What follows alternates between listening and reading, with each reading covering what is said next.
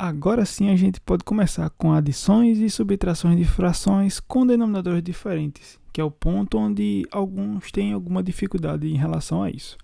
Vamos começar e aí eu vou promover algumas informações com o decorrer da aula. Mas primeiro, se você gostar, compartilhe, curta, inscreva-se. Vou falar isso agora porque senão pode ser que você não assista até o final, vai que você enjoa e cai fora. Mas a ideia é a seguinte: quando a gente vai somar partes de algo inteiro e essas partes elas não têm o mesmo tamanho, por exemplo, a gente viu nas aulas quando os denominadores eram iguais que as partes eram iguais, mas por exemplo, como a gente vai somar essas figuras, essas partes, sendo que uma é maior do que a outra? Como a gente vai fazer isso?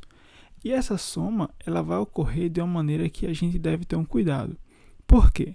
Se a gente fosse pensar e promover isso aqui a uma fração, ficaria 1/4 mais 1/6, porque a gente já vê essa aula de como é que promovem frações, não é?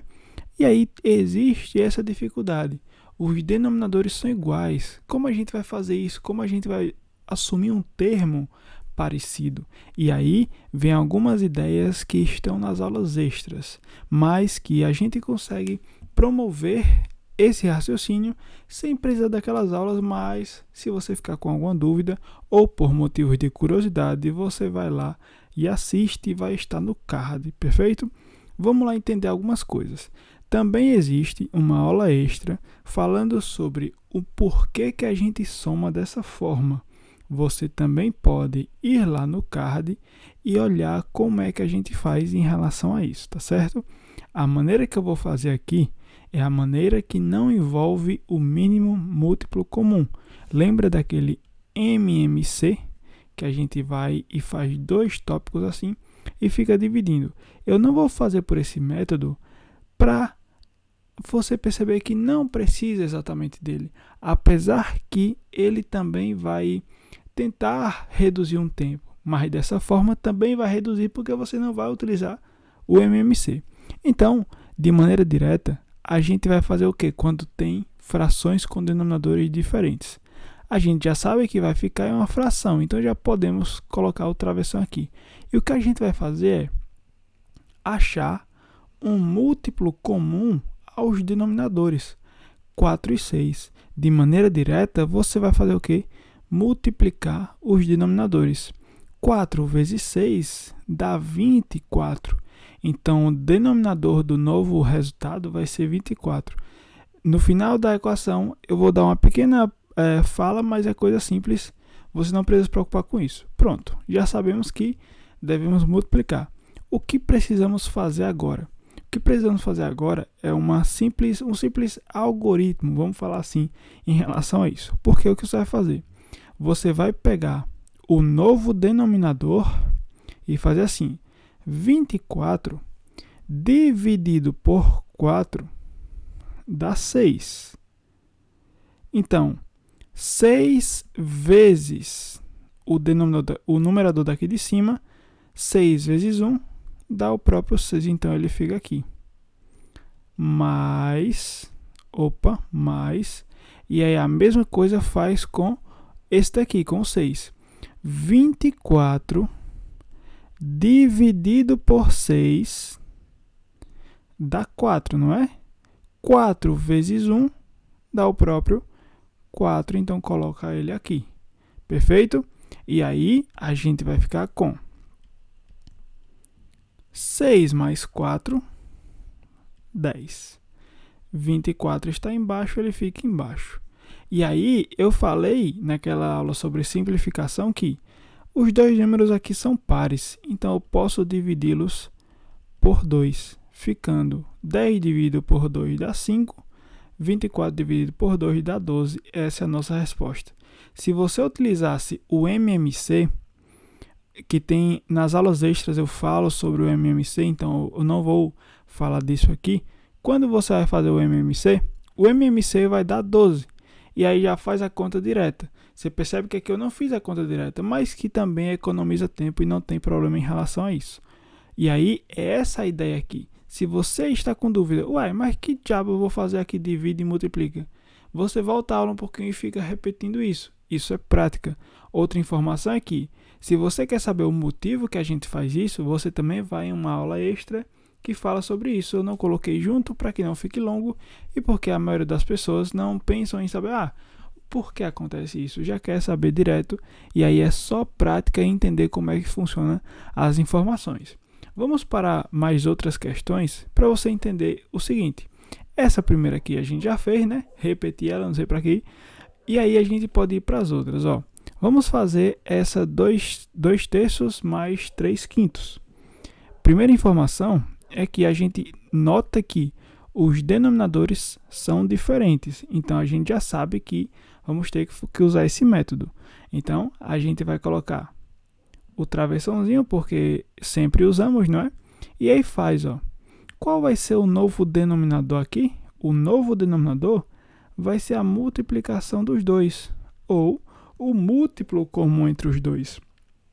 3 vezes 5 dá 15. Então, já sabemos que o novo denominador vai ser 15. Próxima informação, então, é fazer as ideias. Primeiro, usando o 3, eu vou fazer aqui embaixo para você perceber. Ó.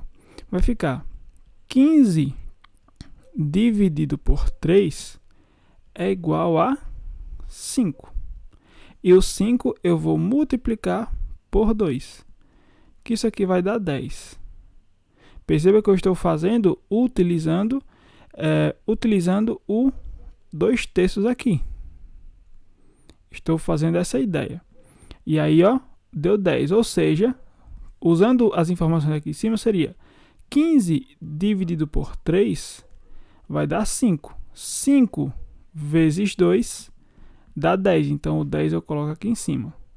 Como é que é uma conta de mais, e aí eu vou para o próximo. Vamos fazer aqui embaixo também, ó. Seria o 3 quintos, não é? Seria assim, 15 dividido por quanto? Que é um denominador aqui, é o 5. 15 dividido por 5 dá 3. 3 vezes 2 vai dar 6. Ou seja, 15 dividido por 5 dá 3. 3 vezes 3, aqui não é um 3, aqui é um 3, certo?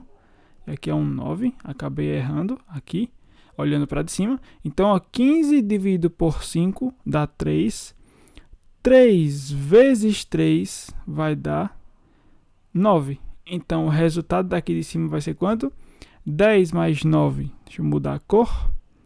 10 mais 9 é 19.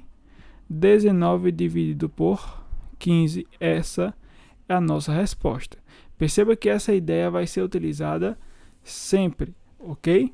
Existe também o que a gente chama de regra da borboleta, que é uma regra bem tranquila de se fazer e aí vai ser macete.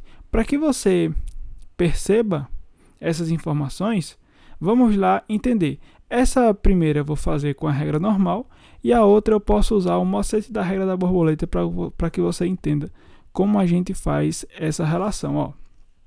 Mesma coisa, os denominadores aqui são diferentes, então vai ser, vou fazer aqui embaixo, tá certo? Vai ser 2 vezes 3, 6. Perceba que agora tem um número negativo aqui, então a gente tem que ter esse cuidado, perfeito? Pronto, já sabemos que o denominador vai ser 6, porque 2 vezes 3 dá 6. Agora vamos fazer as mesmas regras. 6 dividido pelo denominador por 2 dá 3. 3 vezes 3 dá 9. Qual é o cuidado que você deve ter? Olha o sinalzinho aqui. Então, seria menos 9, tá certo? Por quê? Ó, mesma coisa, 6 dividido por 2 dá 3. 3 vezes menos 3, se você fizer direto, vai dar 9. Pronto, tudo tranquilo, já resolvemos esse caso. 6 dividido por 3 dá 2. 2 vezes 4 dá 8. Então, vai ser mais 8. Ficando, então, o que a gente vai ter? Menos 9 mais 8. Se você tem Se você está devendo menos 9 e paga 8, sobra menos 1 para você pagar, sobre 6. Essa é a nossa resposta. E aí, um motivo de macete, em todo Instagram tem isso, é você perceber e aí aplicar a regra da borboleta, que é uma regra muito, muito louca de se fazer. Só motivo de curiosidade, você vai saber o seguinte. Aqui a gente tem, deixa eu arrumar esse travessãozinho aqui, e aí vai ser o seguinte, ó. Como é que funciona a regra da borboleta? Primeira coisa, qual vai ser o denominador? A multiplicação deles, né? 5 vezes 7 dá 35. E como funciona o diabo da regra da borboleta? A gente faz exatamente as asas dela. Ó, 2 vezes 7. 2 vezes 7, 14. Então, coloca o 14 aqui. Qual o sinal? Sinal de menos. Menos. E aí faz a outra asa da borboleta. Fica 5 vezes 4 dá 20. Então, menos 20. Acabou. E aí a gente vai ter o seguinte. 14 menos 20. Você tem 14 reais e paga 20. Você está devendo quanto? Menos 6. Menos 6 sobre 35 é a nossa resposta. E aí, essa é a ideia que vocês devem ter. A prática que vocês fazem vai levar à perfeição. Pratique esses dados e tente realizá-los com frequência. Uma dica, e aí vale sempre, soma de frações não cai tanto no Enem. Cai mais multiplicações e divisões, mais que é importante que vocês saibam sobre isso pelas contas em geral que pode aparecer. Até a próxima e tchau!